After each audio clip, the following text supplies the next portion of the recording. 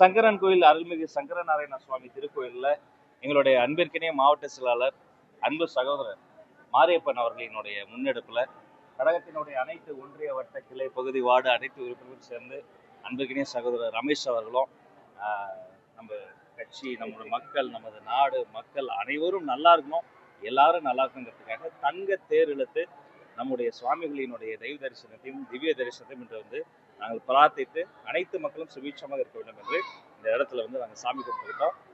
இதை ஏற்பாடு செய்த அனைவருக்கும் எங்களுடைய வாழ்த்துக்கள். தங்கத்தேர் எங்களோடு சேர்த்து எடுத்த பொதுமக்களுக்கும் எங்களுடைய வாழ்த்துக்கள். எங்களை வழிகாட்டி கொண்டு இருக்கக்கூடிய வெற்றி தலைவர் அவர்களுக்கும், எங்களை ஆளக்கு அழகு பார்க்கும் அன்பாசம் பொதுச்செயலாளர் அவர்களுக்கும் எங்களுடைய நன்றி. எல்லாரும் நல்லா இருக்கும். நன்றி நன்றி நன்றி. தமிழகத்தினுடைய ஓபிசி நடிகர் விஜய் சொல்லி சபாநாயகர் சபாநாயகருக்குன்னு ஒரு மாண்பு இருக்கிறது, மரபு இருக்கிறது, ஒரு எல்லை இருக்கிறது. சபாநாயகர் என்பவர் கட்சியினுடைய பிரதிநிதி கிடையாது, கட்சிகளின் பிரதிநிதி. மதிப்பிற்குரிய சபாநாயகர் அவர்கள் பல சந்தர்ப்பங்கள் இது போல ஒருதலை பட்சமாக ஒரு கட்சி சார்பாக பேசுவது ஏற்கத்தக்கது அல்ல.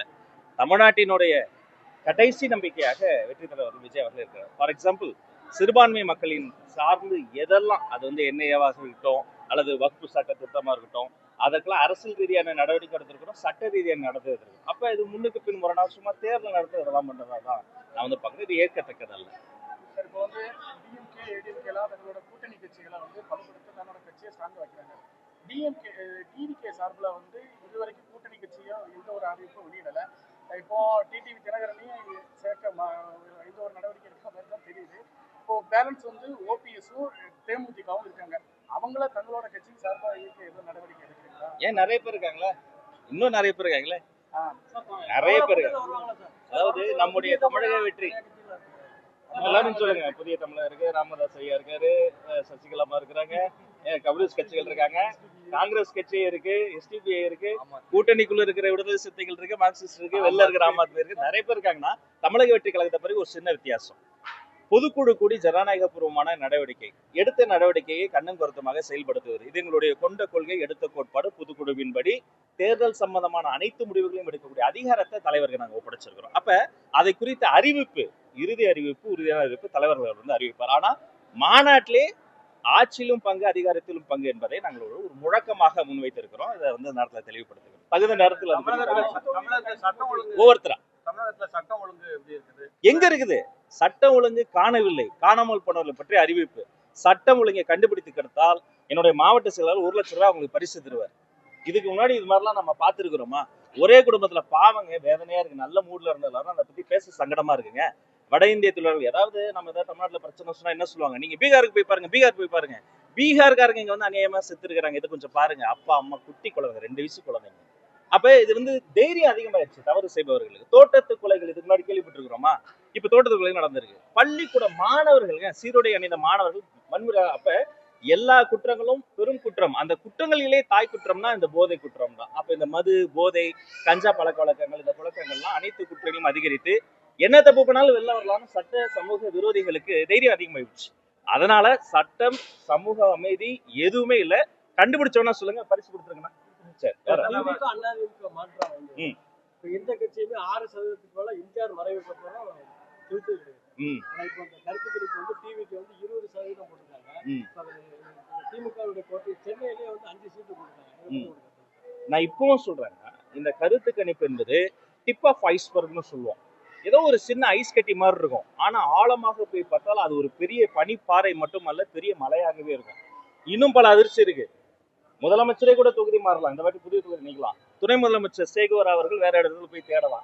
ஆக இது கருத்து திணிப்பல்ல, கருத்து கணிப்பு. இதுவும் முழுமையாக வரல.